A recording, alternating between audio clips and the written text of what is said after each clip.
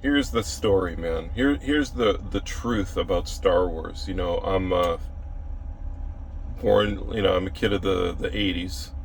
Saw all the films originally. I have a dim memory of seeing Star Wars. I saw it with my mother and sister. Empire is the most solidified memory. I was probably around 11 or 12 years old when that came out, maybe 11. And that those movies obviously left a huge impression on all of us kids, and we didn't have access to them like we do now. Like when you'd see Empire, I remember we got a bootleg tape of it just before Return of the Jedi came out, and that was the first time we'd seen it again for 3 years. We got a bootleg letterbox tape of it, so it was pretty awesome. We watched it the night before. All my friends slept over. Then we went over to Midtown. I think we went to Runnymede. Where did we go? Yeah, we went to Runnymede and saw Empire, and just changed our lives basically. And now we can jump over to the late '90s when they made the prequels. And I remember me and my buddy Mike Kong, we went to the a Mississauga show. It was a midnight showing. They were starting it at midnight. We wanted to be the first ones there. It was just like, couldn't believe this was happening. We sat in our seats. Theater's packed, man. Show starts, and about, I swear, 10 minutes in, we were just like, what the fuck is going on here? And it was just one hammer over the head over another, coated with that fucking animal, whatever, Binks. And it was a disaster, man. It was horrible. It was just the worst. We walked out of there just like, what the hell? Why are they making Vader a little kid? Couldn't they start him from a teenager or something like that? We don't want to see a 5-year-old running around. It was just ridiculous. So I think the initial problem with it was that it was made they retroed way too far back on Vader's life, on Anakin's life. They didn't need to go back that far.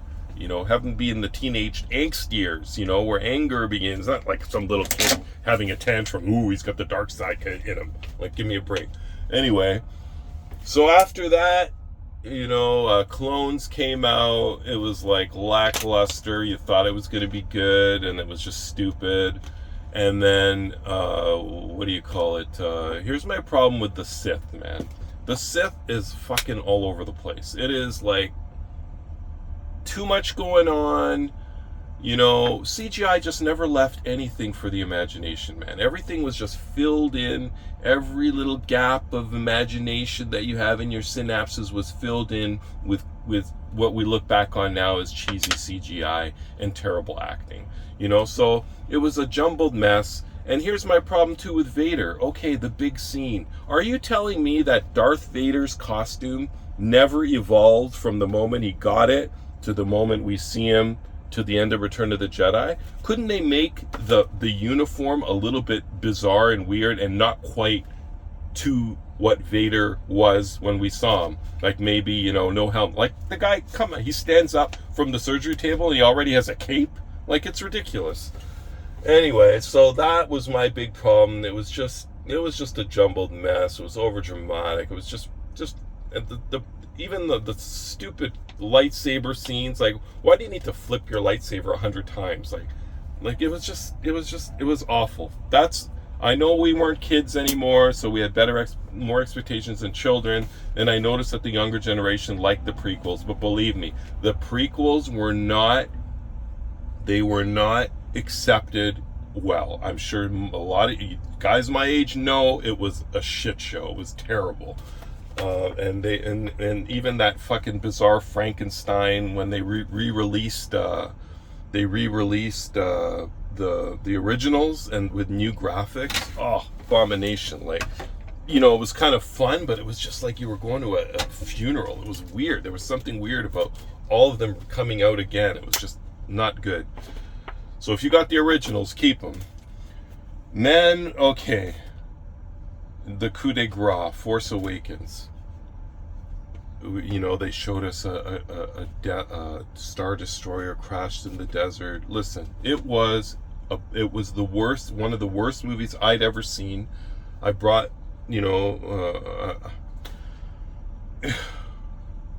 it was a terrible movie, and people were saying it was good, and I'm like, how is this good? This is just stupid. It was ridiculous. I don't remember anything about it. Anything about it. There was, and then The Last Jedi, I think, I don't know if I saw, I don't even think I went anymore. I think I stopped going after that. And here we are, you know, with all these ridiculous shows. I think you just need to, like, erase all those things from your memory. And Disney needs to just trash everything. Take everything they've made and throw it away.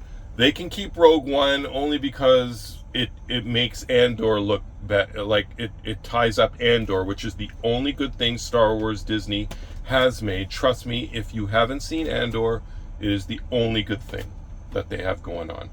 So get it, go see Andor, and the rest, just like pretend that, like, do they make movies in the Star Wars universe? Like, do people watch movies within the Star Wars universe? Maybe they can have a scene where, like, some people in a cantina are watching a really bad movie about Jedi history, and they can put little clips of The Acolyte on there. I haven't seen The Acolyte, but I can just imagine. Just put little clips, and they're like looking at it going, look at this cheesy historic movie about the Jedi. That's the only thing that maybe they can do to kind of like pretend that, you know, somehow we figure out a reason why The Acolyte was made, like some bad dream sequence of C-3PO. Yeah, so that's where we are, man. The original, you can keep Rogue One, you can keep Andor. The rest doesn't exist. Done. All right? And that's it, man. That's all I got to say. That's where Star Wars is. It is a dead knob door. It is just, it's ridiculous. Ridiculous. So, anyway, coming from a original Star Wars fan, that's the truth. Take it or leave it. Later, guys.